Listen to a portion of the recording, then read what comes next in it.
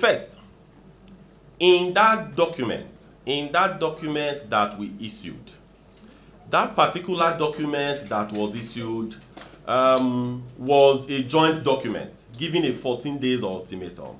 I think yes, for the agreement that we signed. So now, what was the reason behind giving the 14 days ultimatum? In fact, we actually pushed to ensure that 14 days was captured. The ultimatum that was added there was a push from TUC, I would say that. But it was jointly agreed. That is mutual understanding, right? We now started. So after that, what now came was that the reason we gave that ultimatum was because government signed an agreement with us October 2nd. When we looked at that agreement, it was worrisome that nothing has been implemented. In fact, they paid wage award just once for September. Nothing was paid. Nothing was paid again. We looked at that document. There are low-hanging fruits. But the wage award was the least thing that government should do. Visitation to refinery. It was also there in that agreement. But when we issued that ultimatum, government, they were never ready to take us to the refinery. So we're now wondering, is it just bobo juice? Are they just giving us stories that are not right? That we need to find out what is happening. So that was why we served an ultimatum jointly. So the ultimatum that we served jointly, normally if you serve ultimatum, you give like 14 days or you give like 1 month. You have to now look at it. If the person you serve the ultimatum to just go to sleep and says whatever, then it will embolden you to say these people are calling us bluff, then we need to call them to order. But when you serve an ultimatum, the review of that ultimatum is supposed to be like 2 or 3 days to the end of that ultimatum. It's not 4 or 5 days after you gave ultimatum. You still have like 10 days more. So when we issued that ultimatum, government invited us. We started engaging. And we told them the quick wins that must be achieved if you want us not to go on strike. If you don't want us to call our neck to address them. So a meeting was held on Monday. The ultimatum was served on a given Thursday, so the meeting was held on Monday. So when we had that meeting, we went through everything. And we told them, you have not done this, you have not done that. They said, okay, fine. That they are going to act. Remember, before the ultimatum was given, 1 month wage award was paid, September. But as we speak today, before the life of that ultimatum, before the expiration of the ultimatum, they paid 4 months addition. So, has that ultimatum not worked? So, if at the end, if you had a challenge and you are pushing them, you are having meetings, nothing is happening, you now give them ultimatum. If they don't act, then you on your path, you call your neck and you act.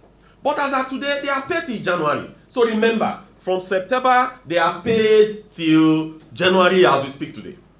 In the life of the ultimatum, you remember, we had challenge with Ritian. You remember that we went to Lagos, we protested, we shouted, after all that, we reduced it to agreement, October 2nd.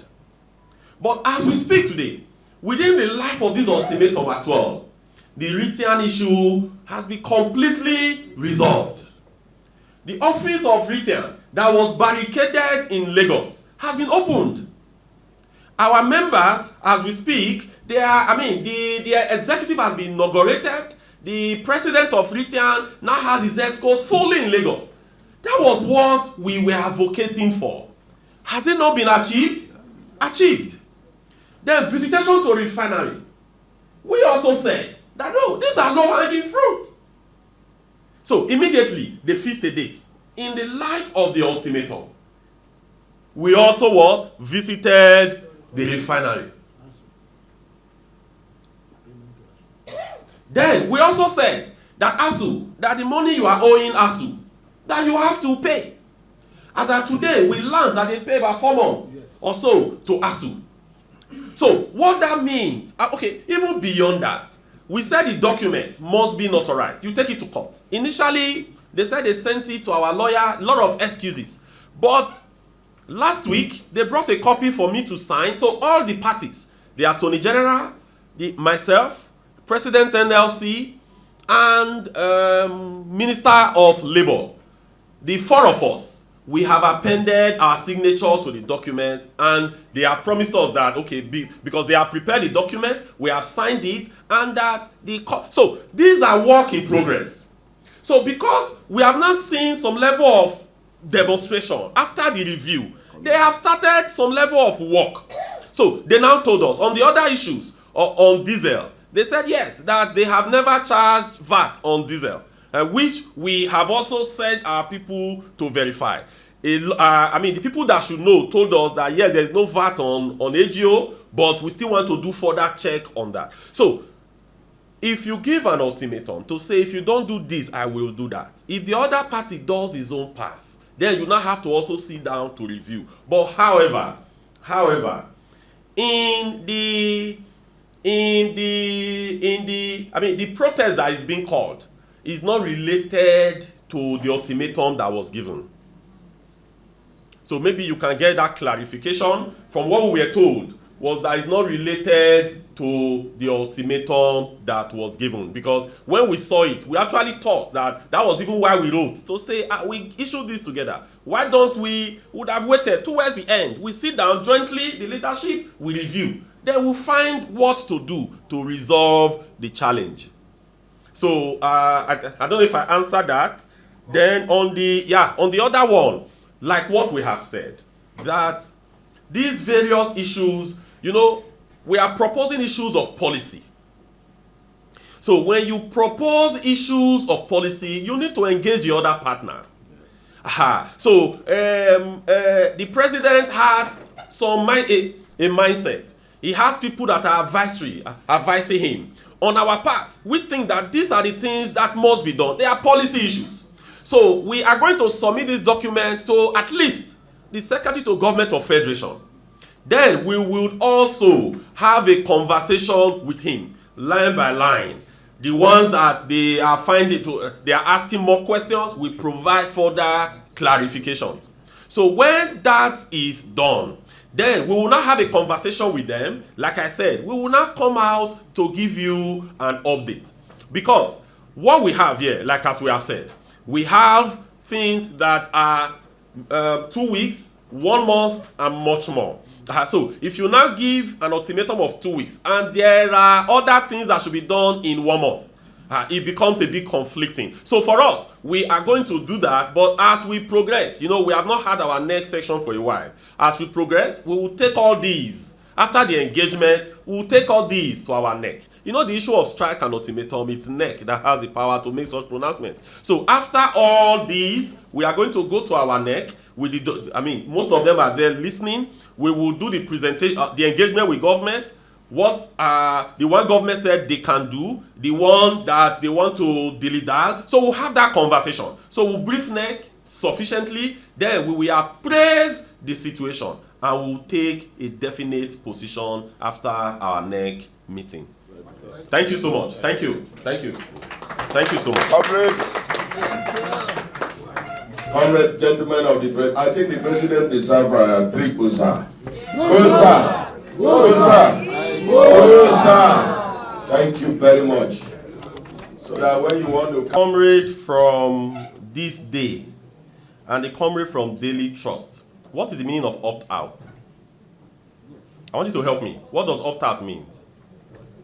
Let me understand the grammar so that I will be able to respond. What does it mean? 3 of you. Any of you can help me. What does opt-out mean? Not participating. Are you participating? No. That's the meaning of opt-out. Please hold on. I'm getting somewhere. Thank you. Hold on. Thank you. I've asked you a question. Don't ask another question. You've answered what I've asked. So, comrade, please listen. Comrade from Daily Trust. Stop pressing your phone. Listen. You heard what he said. Comrade Friday.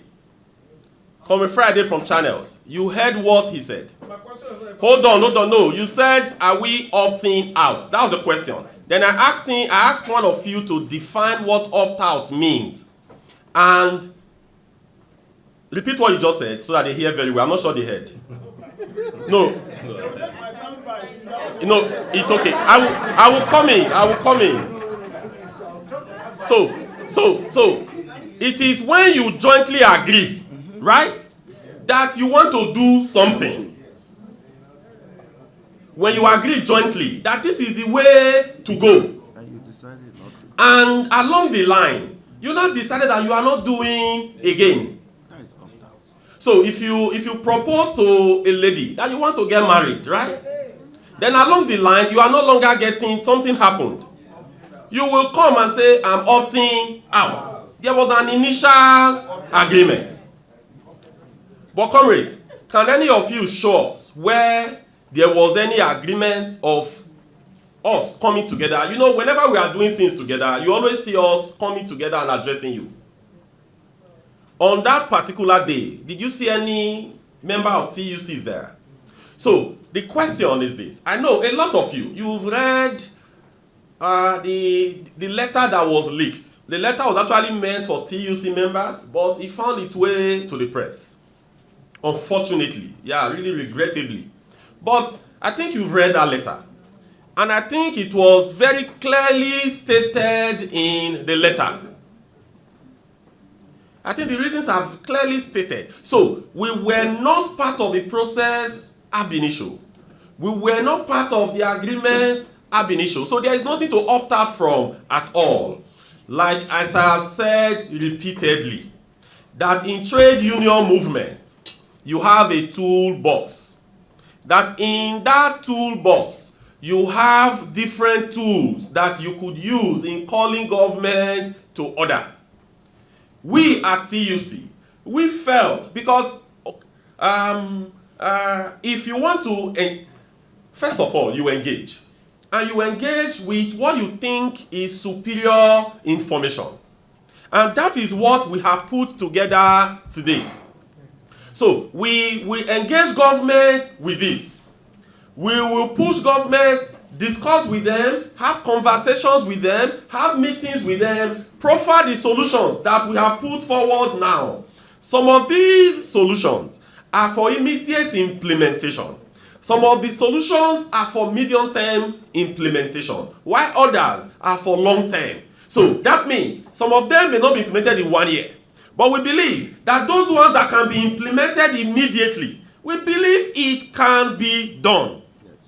And we believe that if government goes ahead to do those things, most of the problem that we are facing today, it will be eased off. And we went on to state it. Look at what we wrote there as number one. That number one, it is a practice that this same government, that they did between July and October. So we are not providing solutions that is not practicable. It is a solution that is feasible. It is a solution that is possible. And I can tell you, if that number one alone is implemented, I can tell you that the cost of cars today will reduce. If the number one alone is implemented, the cost of your cameras as journalists, the cost of these cameras, because they import them, they are going to reduce. If that number one is implemented, the cost of diesel, of AGO, that we popularly refer to as diesel, is going to reduce by nothing less than 50%. If that number one is implemented, the PMS price today, the petrol price today will reduce by at least 15%. So when all these are reducing, are they not going to resolve some of the hardship that we are facing? Definitely it will. So it's not left for us to push government in this direction. Because, as you said, the CBN governor acknowledged that our naira is undervalued. So that means for you to know that naira is undervalued, you also have an idea of what the real value of naira should be. Right? So if you have an idea of what the real value of naira should be, as propounded by several experts, locally and internationally.